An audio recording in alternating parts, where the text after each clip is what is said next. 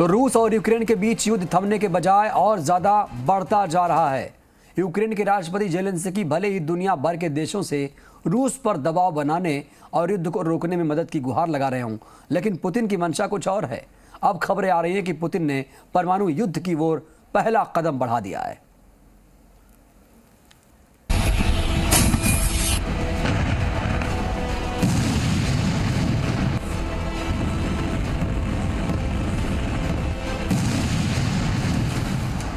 कभी रॉकेट, कभी मिसाइल, कभी बम,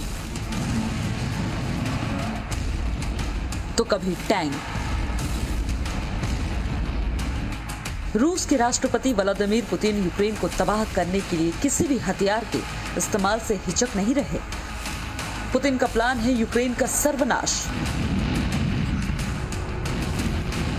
लेकिन पुतिन का प्लान सिर्फ उतना नहीं है जितना कि दिख रहा है। तबाही की तैयारी इससे ज्यादा की है, इससे कहीं ज्यादा बड़ी है। पुतिन की तैयारी अब न्यूक्लियर वॉर यानी परमाणु युद्ध की है।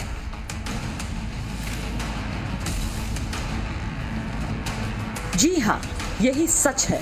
पुतिन का अगला प्लान परमाणु युद्ध है।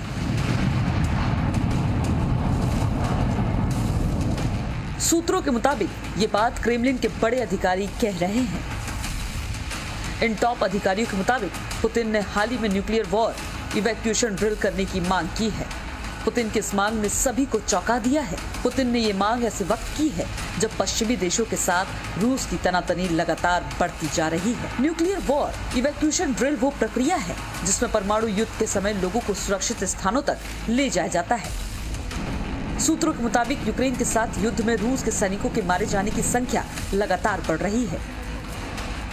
ऐसे में पुतिन को आया न्यूक्लियर वॉर इवैक्यूएशन ड्रिल का प्लान तबाही से भरा साबित हो सकता है। वैसे परमाणु युद्ध जैसे खतरे का ट्रेलर पुतिन ने यूक्रेन में दिखा दिया है। यूक्रेन पर कब्जे के लिए पुतिन ने अपने महाविनाशक को युद्ध के मैदान में उतार दिया है। रूस ने ऐलान किया है कि उसने यूक्रेन में हाइपरसोनिक मिसाइल किंजल का इस्तेमाल किया है। इस मिसाइल की मदद से रूस ने पश्चिमी देशों की ओर से यूक्रेन को दिए गए हथियारों के गोदाम को तबाह कर दिया।